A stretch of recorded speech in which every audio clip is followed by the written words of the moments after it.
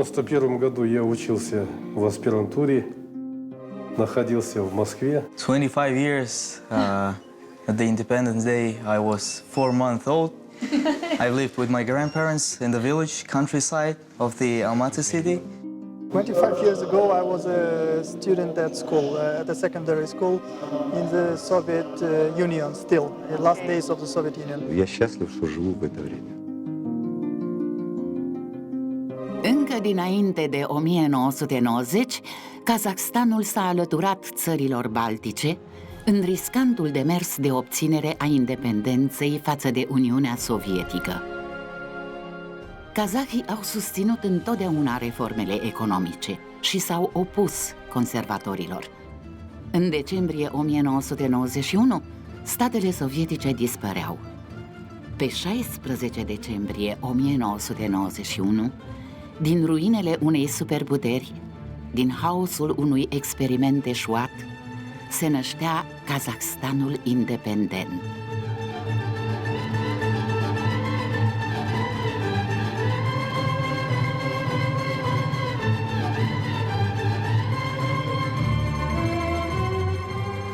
Contextul sociopolitic și geografic în care s-a născut Kazahstanul independent creștea cota eșecului la pariul cu istoria. Kazahii sunt un popor care a păstrat în gena sa spiritul de supraviețuire, curajul, toleranța, respectul față de bătrâni și ierarhie, încrederea în liderul lor de sânge. Timp de 25 de ani, Kazahstanul a răsturnat orice previziune care situa țara în rândul celorlalte state ex-sovietice. Astăzi este nu numai cea de-a 9-a țară ca mărime din lume sau cea de-a 6-a țară ca bogăție a resurselor naturale dintre toate țările lumii, ci se situează constant pe locul întâi ca cea mai dezvoltată țară din punct de vedere economic din Asia Centrală. Este considerată de Fondul Monetar Internațional un exemplu de bună practică în afaceri, reușind să atragă în cei 25 de ani de la independență peste 215 miliarde de dolari de la investitori străini. Kazahstanul are aproape 18 milioane de locuitori, care au un venit pe cap de locuitor de $16.000 pe an, față de România, unde proiecția venitului pe cap de locuitor este de $9.500 în 2016. So my name is Arsen Islamov, and I do represent a family which is mixed family. My dad is half Uyghur and half Tatar, and my mom is Ukrainian. So basically, I was born in Ukraine. 25 years ago, I was living in Russia, in far east of Russia. The city is called Nakhodka. And I do remember those, I should say, funny times because government was not playing much role in the life, and basically everyone was on its own. And from one side, it was remind me like the times of Wild West in the United States. Some people did really good money of it, but obviously some people became really, really poor of that. În 1997, Arsen Islamov s-a mutat cu familia în Kazahstan, unde tatăl avea rude și unde spera să trăiască o viață mai bună. De 20 de ani locuiește în Astana și de 4 ani este managerul unei baze private de agrement din apropierea capitalei. Are 40 de angajați în subordine în timpul verii. Crede în potențialul turistic al țării și se vede lucrând numai în sectorul privat. If we look at the growth domestic product in Kazakhstan and how much devotion does the private sector into gross domestic product, it's certainly not comparable to the ones that are contributed by the national companies. I do remember the times of my dad doing business, and in that times, obviously, private business was contributing significantly more into the growth domestic product of the nation. But somehow we have these changes. And now the major taxpayers are huge national companies. Pe cele aproape 4 hectare ale bazei de agrement, proprietarii de la Kulager au făcut o investiție de $150.000 pentru construirea unui complex destinat festivităților. În fiecare vară, peste 2000 de persoane se bucură de acest loc în care copiii sunt fericiți. Iarna, afacerea stagnează, motiv pentru care investiția actuală este menită să revigoreze baza de agrement. Un amănunt interesant pentru noi. Designul interior al sălii este făcut de un român, un globetrotter din Oradea, pe care într-o bună zi Arsen l-a întâlnit pe șosea și care a stat la Kulager 3 luni până la plecarea lui din nou în lume. The first idea of having the good, successful economy is to make sure that the business is managed properly, and the best management is always private management. We went through this process in the beginning of 90s, so when there was a big investors coming in, so the part of success of Kazakhstan is very open to international investors, investment policy. So we had the big companies coming in. We have Chevron, ExxonMobil, all major oil companies, all major telecom companies, major companies from different sectors. So they was coming to Kazakhstan and doing business in Kazakhstan. Somebody left, somebody stayed. Somebody is now partnering with the national companies. And then there was a stage when there was, on the basis of new opportunities, there was a national companies, so build up their fortunes, so like Kazmunaygas, like Kazakh Post, like Kazakhstan Railroads, and some others. So the main reason for this is not anyhow to raise cash from these sources, because fortunately, so Kazakhstan is well positioned in terms of cash. The other idea is, let's say, more important, so to go through the new transformation cycle of the country, so to be prepared for the new business era, where it's important that private capital plays its bigger role, so, and the economy is more free and less regulated. Azamat Jangulov are 36 de ani și este deja vicepreședinte senior al companiei Kazmunaygas. Kazmunaygas became a real big company, the national champion, the company number one in Kazakhstan, because Kazmunaygas now is the biggest company in the country. It's the biggest company in the whole Central Asian region, so in terms of its turnover and the financial indicators. I'm happy to be part of this success from the very beginning. So I started my activity in the company even a little bit earlier than Kazmunaygas has been created. I work for a company since 2001. So and that's makes me feel that I'm part of DNA of Kazmunaygas, and I really want to promote the ideas of Kazmunaygas, development of Kazakhstan national oil company in any of its destinations. And today I'm representing Kazmunaygas here in Romania, and as well as in European Union as Kazmunaygas International, the subsidiary of Kazmunaygas in European downstream sector. Today in Romania we employ about 5,000 people, so we pay yearly taxes more than 1 billion euro. We see that our participation to Romanian economy is very important, and not as just employer and taxpayer, so because there are many of them. So we're also doing so very important thing. We're doing some benchmark step up for other companies in terms of quality of the services, quality of the products, quality of doing these things. So playing the big role as a competitor to other competitors, because as competition is there, so then everybody wants to do something better. And by competing in these services, Romania become a very good place for business. Kazahilor le place să privească spre viitor. Prezentul este doar un exercițiu continuu prin care se ascut simțul proprietății și competitivitatea. Situată în inima țării, Karaganda este regiunea cea mai întinsă, dar și cea mai dezvoltată industrial.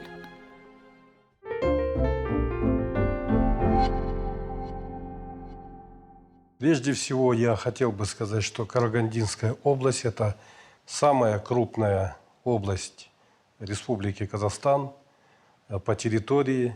Здесь проживает около 1,5 миллиона человек. Кроме этого, Карагандинская область является промышленно развитая. Здесь присутствует и угольная промышленность, цветная, черная металлургия. Эти отрасли и составляют основу экономики нашего края. Если говорить о результатах, скажем, 25-летия, то прежде всего надо сказать, что эти базовые отрасли нашей экономики не только сохранили свою роль, но и имеют на сегодняшний день динамику развития. В этих отраслях реализуются новые крупные инвестиционные проекты, с вводом которых у нас ожидается значительное увеличение объемов промышленного производства. При этом надо отметить, что внедряются новые современные технологии, которые позволяют выпускать продукцию, конкурентоспособную на мировом рынке. При этом наша продукция поставляется на экспорт, и экспортные направления они расширяются. Сегодня более 40 стран потребляют продукцию наших металлургических предприятий. Говоря о достижениях Карагандинской области, конечно, надо сказать и развитие малого и среднего бизнеса, то, чего раньше у нас, когда был Советский Союз, практически не было, не развивалось это. На сегодняшний день уже около 30% нашего экономически активного населения работают именно в секторе малого и среднего бизнеса. Таким образом формируется новый слой среднего класса нашего населения, который и формирует наиболее устойчивую категорию нашего общества. Я хотел бы сказать, что, как вы знаете, Казахстан очень многонациональное государство. Это сложилось в силу тех исторических процессов, которые происходили и в XIX веке, и в XX веке. Наш казахстанский народ, наши земляки приняли всех, кто здесь был. И мы единой дружбной семьей сегодня продолжаем здесь жить. Диаспора румын, она у нас в Карагандинской области тоже представлена.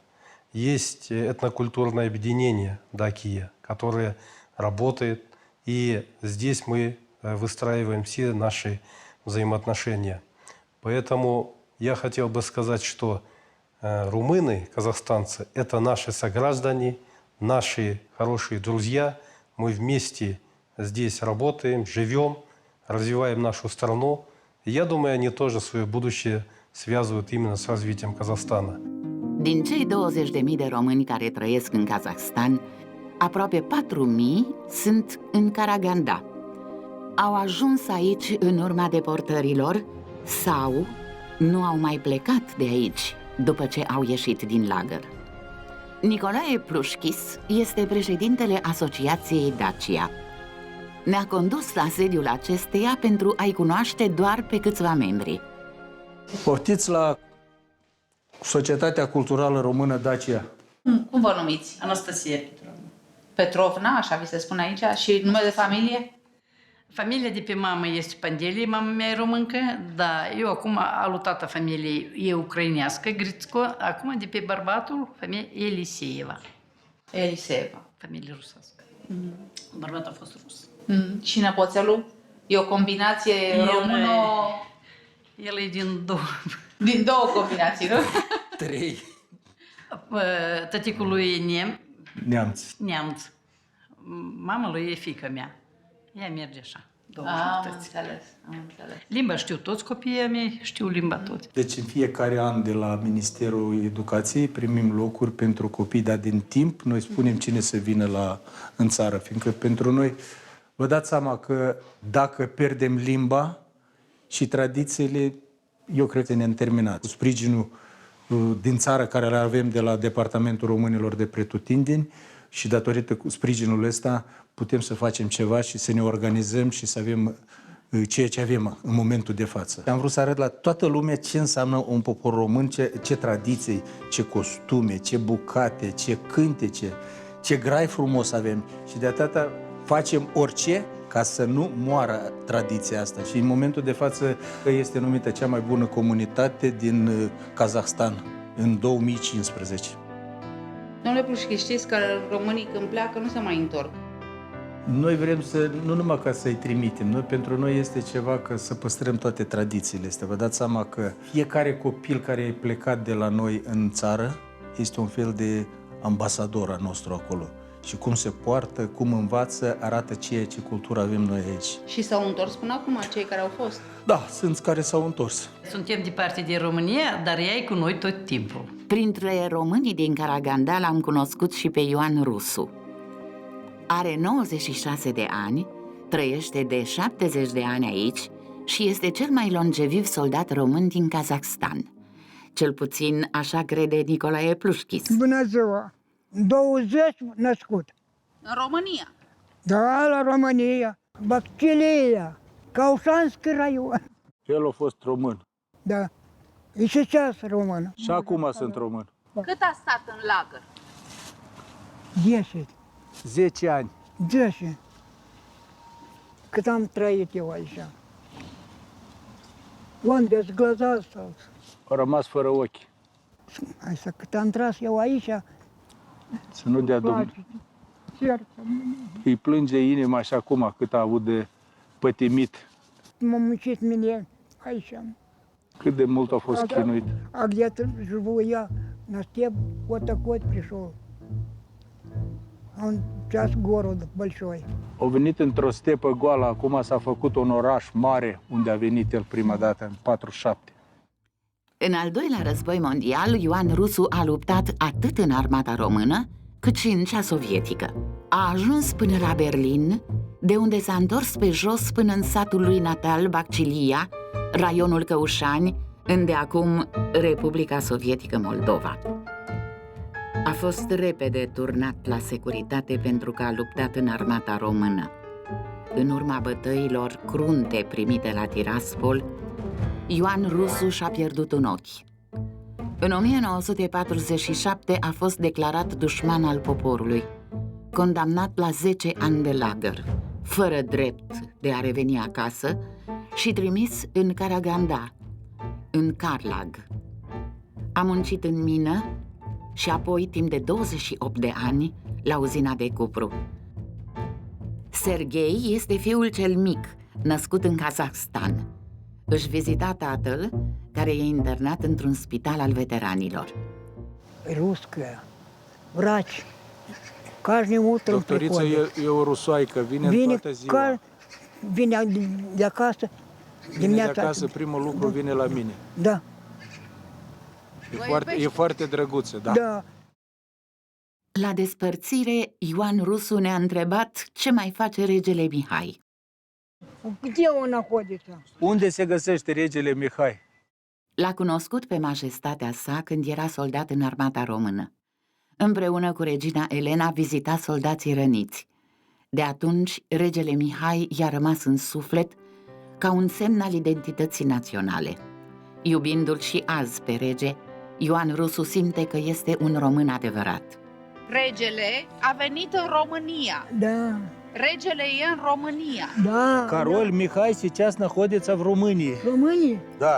Ой, Mihai, спасибо. Он живой. Mihai, Живой. regele Mihai За întâi. 2 года со мной. E dintr-un an, vă mulțumesc frumos. Ce bucurie.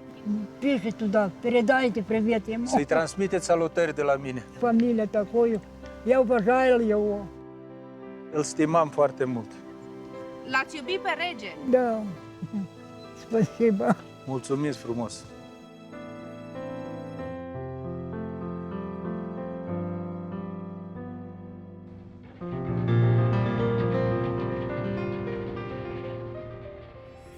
Сейчас мы с вами находимся на территории Музея памяти жертв политических репрессий.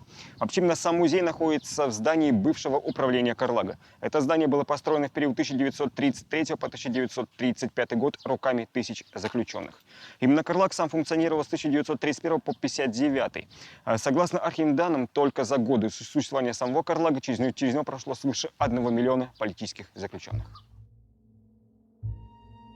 За годы существования Карлага с 1931 по 1959 год, по 1959 через него прошло 6740 румын. Также именно хочется отметить, что именно данный зал раскрывает тему депортации народа. Тему депортации народа, то есть насильственное переселение народов по их национальному признаку. Депортация началась уже с 1936 года. Именно в казахстанскую степь были сосланы очень много народов, как, например, румыны, молдаване, поляки, греки, румыны, корейцы, немцы, поволжье, карачаевцы, чеченцы, ингуши и многие другие. Данная диаграмма, она представляет численность человек той или иной национальности, которые были депортированы, как правило, на территорию именно центрального Казахстана. Как видите, именно большая часть немцы, то есть немцы Поволжья, практически 500 000. А второе место занимают корейцы. Корейцы были депортированы на территорию Казахстана в 1937 году с Дальнего Востока. Далее сейчас мы с вами находимся в инсталляции камеры пыток, или, как очень часто говорили, комната дознания. Официально даже именно пытки в отношении несчастных людей во время следствия были разрешены Сталиным его телеграммой от 1936 года. То есть это был приказ о разрешении любых мер воздействия при ведении следствия.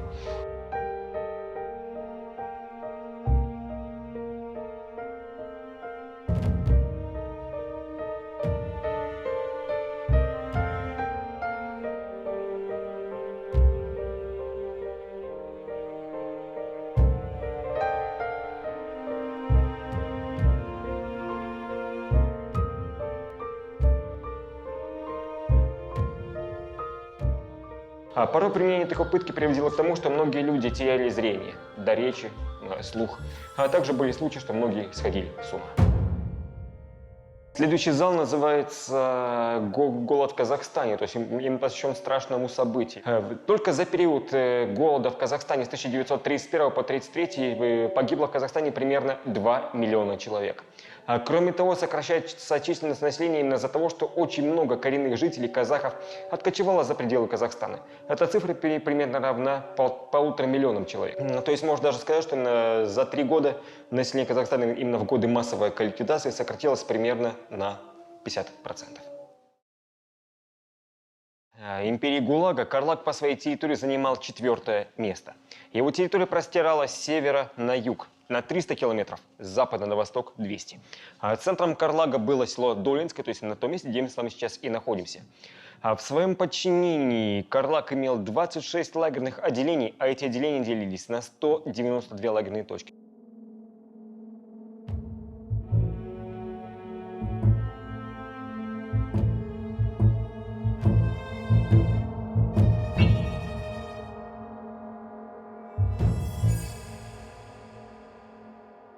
И севернее Долинки, примерно в 350 километров, находилось Акмолинское лагерное отделение, или же известное как лагерь Алжир, Акмолинский лагерь жен изменников Родины.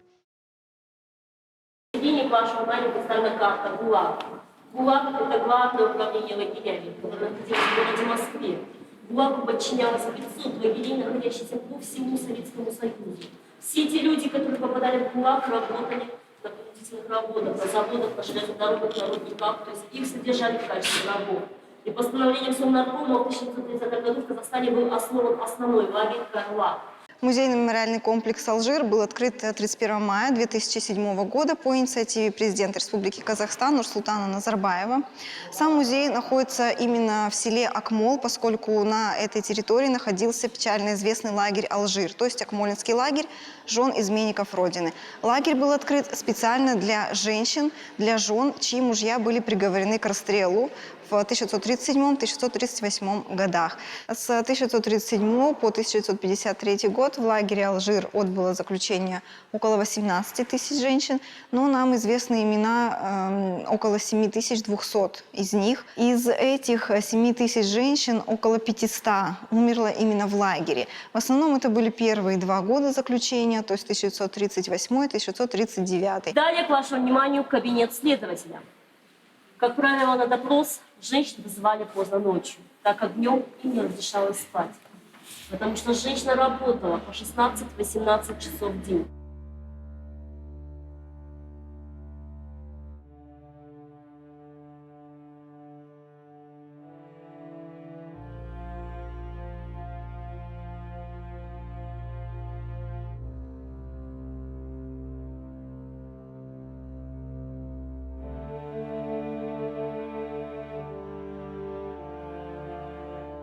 Женщина соглашалась подписывать любые документы, предоставленные следователем, где в документах говорилось, что ее муж является врагом народа.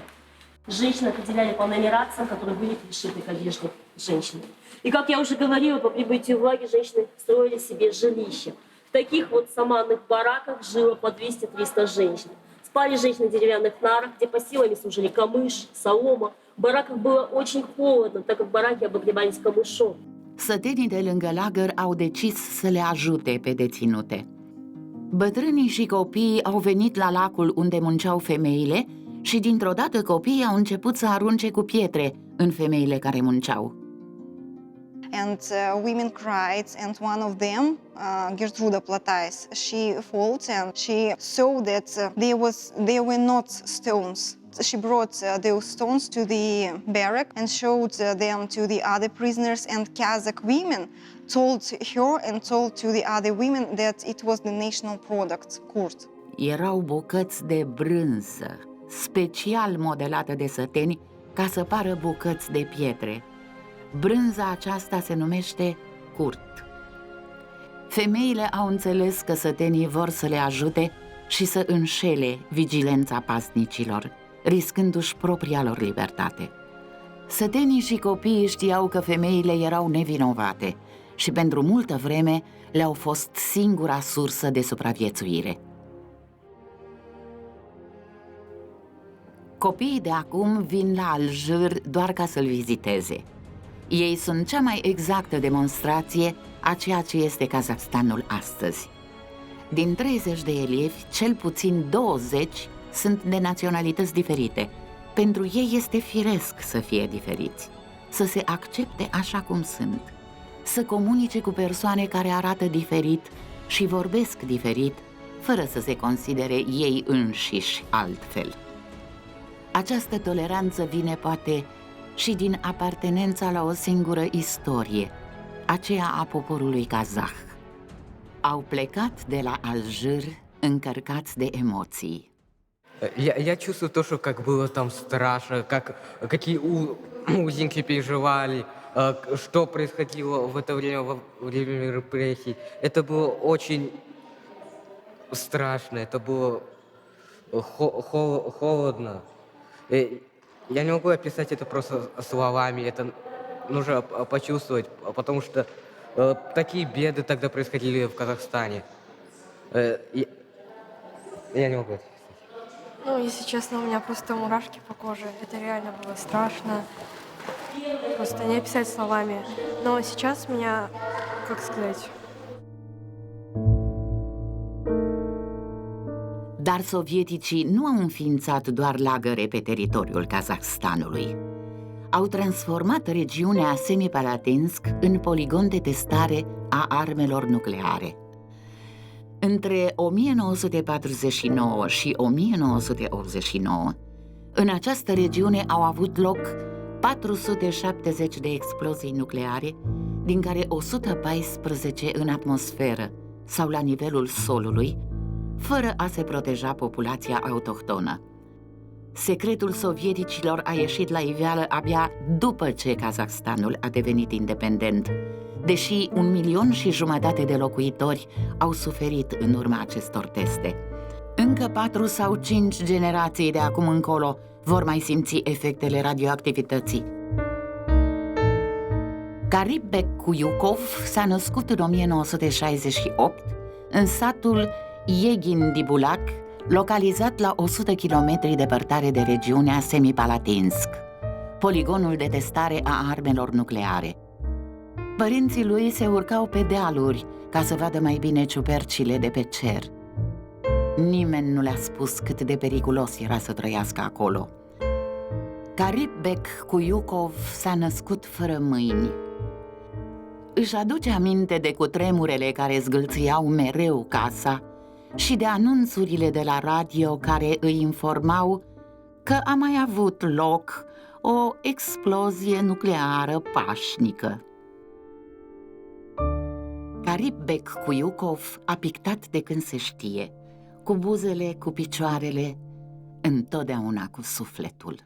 Смотря на это, он научился, настолько была его любовь к жизни, к своей земле, он научился рисовать без рук, рисует губами. Как он говорит, я люблю, настолько люблю жизнь, любовь, и в своих картинах выражаю любовь к жизни, к драгоценной жизни, вот это его фраза. Este un activist cunoscut în lume și ambasadorul proiectului Atom pentru dezarmare nucleară, proiect inițiat de președintele Nazarbayev. Picturile lui sunt expuse pe toate continentele și, în urmă cu ceva timp, a fost subiectul unei discuții între fostul premier britanic Cameron și președintele Nazarbayev. Marea Britanie și-a prezentat apoi scuzele pentru faptul că nu i-a acordat pictorului Kuyukov viza de intrare pentru că din dosar lipseau ампрентele digitale. Вот, смотря на эту картину, даже не скажешь, что это рисовал человек, который не имеет руки, а именно только губами. Об этом говорят уже первые шаги, первые указы, первые действия нашего президента. В частности, вы наверняка уже знаете, что ровно 25 лет назад был указом президента закрыт Семипалатинский испытательный полигон. И на протяжении всех этих 25 лет президент Назарбаев в своей внешней политике особое внимание уделял ядерному разоружению, нераспространению ядерного оружия, построению мира во всем мире. Сделаны, в частности, по инициативе Казахстана в декабре 2015 года была принята резолюция по всеобщей декларации о построении мира, свободного от ядерного оружия. Kazakhstan 138.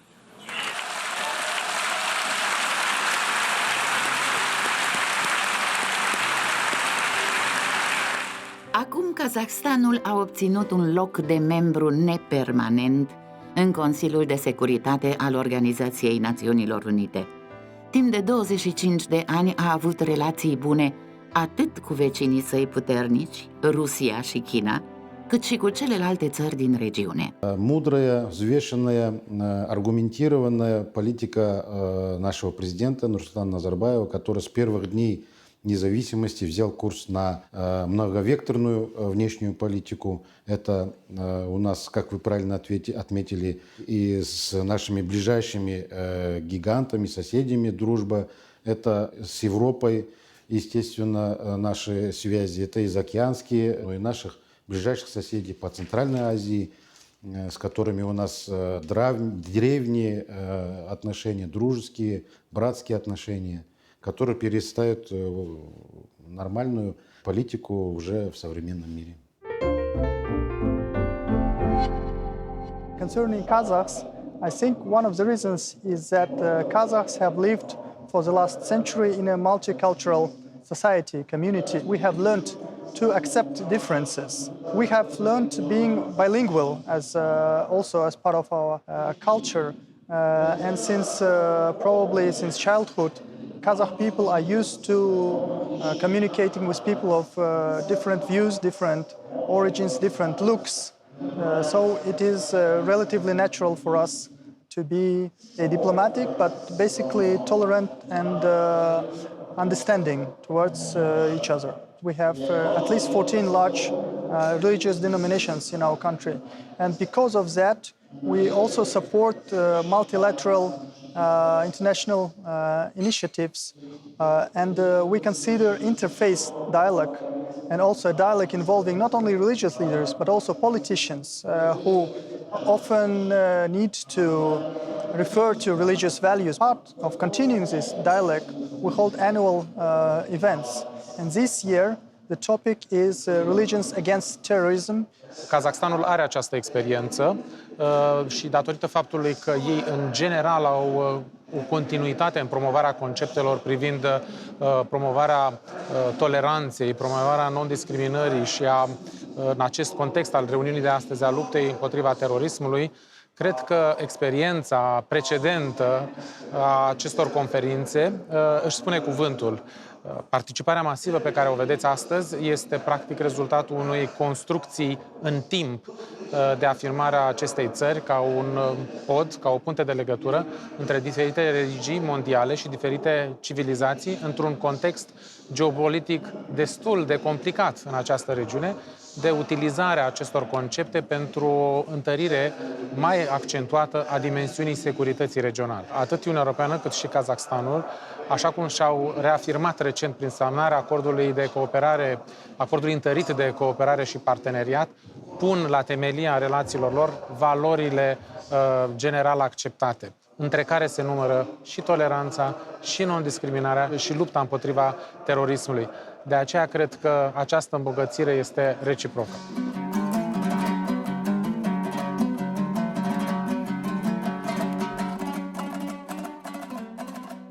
Tot din dorința de dialog pentru o lume mai bună, s-a născut și Expo Astana 2017.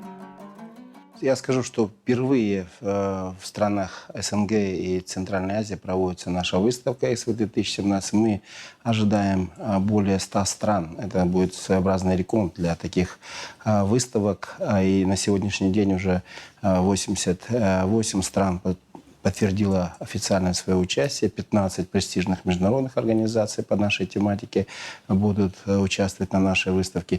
И, конечно же, мы ожидаем туристов со стран всего мира и приглашаем посетить нашу страну и увидеть новейшие разработки и технологии в области энергетики будущего. Выделено почти что 400 квадратных метров в павильоне, и мы ожидаем назначения комиссара и подписания с ним соглашений. И, конечно же, думаю, что есть Румынии что показать в этом направлении.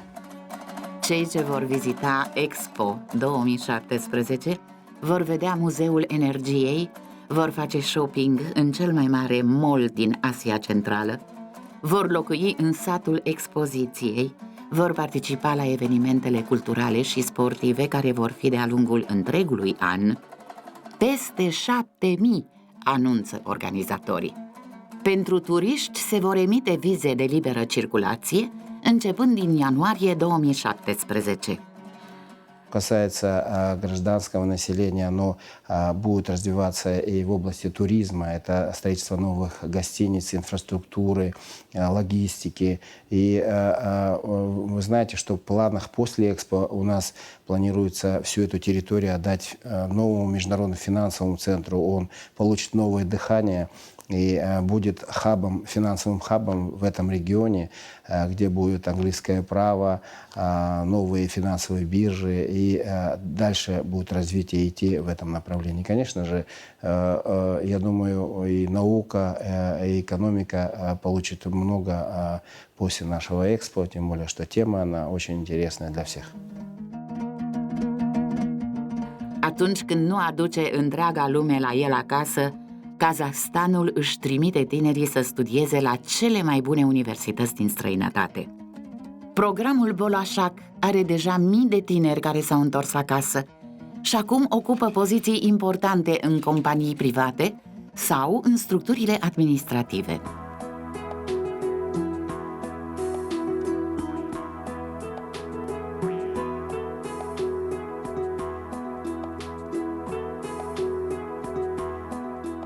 De programul Bolashak au beneficiat și Dina, Kaysar și Damir. I-am întâlnit în Astana la ei acasă. au acceptat cu bucurie să ne spună povestea lor. Hello, dear guests. Welcome to our home. Welcome to Kazakhstan, Astana. My name is Kaysar. I'm the father of this wonderful family. And I'm Dina, and this is Alicia. We would like to welcome you in Astana, in Kazakhstan. S-au mutat de curând în cartierul Highville din capitală, construit de sudcoreeni. Spațiosul apartament cu 5 camere a fost utilat de constructori cu tot ceea ce e necesar unei familii. Best place for her to be. It was supposed to be like a men's room, my husband's room, but then we've decided that it's better for baby to have a big playroom because she's growing up. Yeah. Alicia nu a împlinit încă 2 ani și deja e obișnuită să-i se vorbească în kazahă, rusă și engleză. It's huge. A huge dinosaur, she loves it. Almost 5 years ago, we've been studying in the UK. So we've been doing like summer courses. So we met there, but also we studied in the same school. I was studying here in Astana and he was studying in Almaty. And then we went to the university together in London. Mama. Yeah, in London. And then we graduated and then we got her. And then he got a job in Astana and we moved here from Almaty. Well, I've been doing journalism. I haven't done my master's, but I did the bachelor's there for journalism, and he did the business and management. Yeah, and my brother, he also studied in the UK. I don't work yet because obviously I had her, but my husband, yeah, he works here for almost 2 years now. So let's go and just meet other members of our family in our living room. So we have my father here, Nurlan. He's also staying in Astana with us. And I have my brother, Damir. Oh. Yeah, he just finished his studies and came back from Spain and also in Astana right now. Familia Amangeldiev este de religie musulmană, așa cum sunt mai toți kazahii. Yeah, we're all Muslims. But I wouldn't say that we're such a strong Muslims as you would think of, I don't know, Muslims overall. Because, as you can see, we don't wear all the clothes. We go to mosques and places, but I mean, we can go to churches as well because we have lots of Russian and all Catholic people. I mean, it's normal for us. Ну, Казахстан стал независимой страной, то есть он самостоятельно был признан, в общем, как самостоятельное государство. За 25 лет действительно, в общем-то, очень много больших изменений в лучшую сторону. И, в общем-то, во всем мире был Казахстан признан как страна с самодостаточной экономикой. Значит, сейчас, я думаю, что растет благосостояние. То благосостояние, которое сейчас Казахстан имеет, в общем-то, оно, наверное, дает предпосылки, что станет еще лучше. Понимаю так, что сейчас, допустим, мы живем в свободном демократическом обществе, потому что мы можем говорить все, что мы хотим, можем писать. Если раньше, скажем, это какие-то моменты, вещи были под запретом, то сейчас свободно можно открыто выражать свое мнение. The internet is free. It's like 21st century, so you can post anything you want. Nobody's gonna check you, or nobody's gonna come to your apartment, take you away, and just for interrogation or something. So I mean, we live in a modern world, so especially with internet, anybody can say anything. So. Deschiderea de care ne-a vorbit Dina nu este doar o poveste spusă pentru a impresiona audiența. Este o realitate de care se bucură toate femeile kazahe. I was never left out or anything. Even when I was choosing where to study, I was thinking that my brother went to the UK and I wouldn't go because I'm just a girl, and one day I would go to another family, as obviously it happened. But my parents decided that I have to, I mean, I can be as equal to him as possible. So basically I went to study as well. And still, like, in our small family now, I mean, we're all equal in all decisions we make, and basically in everything. And in terms of work, if I want to work, obviously, when I decide, I can go, and I can go to quite a good job. Now, for me, family comes first, so I want my family to be well. De câte ori sunt împreună, Dina și Caisar pregătesc o cină tradițională kazahă.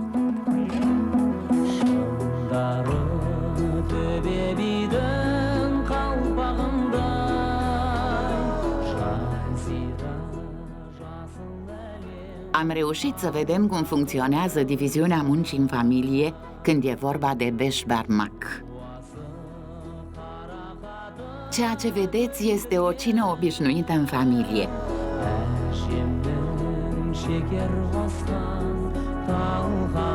Totul se încheie cu dulciuri, ceai și cu mâz, adică laptele de iapă sau cu lapte de cămilă.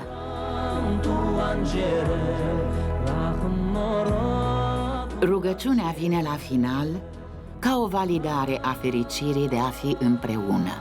Амандықта болайық, аман есен жүре берейік. Мына кішкентайларымыз өсе берсін, үлкендеріміз аман болсын. Біздер жақсы ақ дастарханда жиыла берейік. Ал.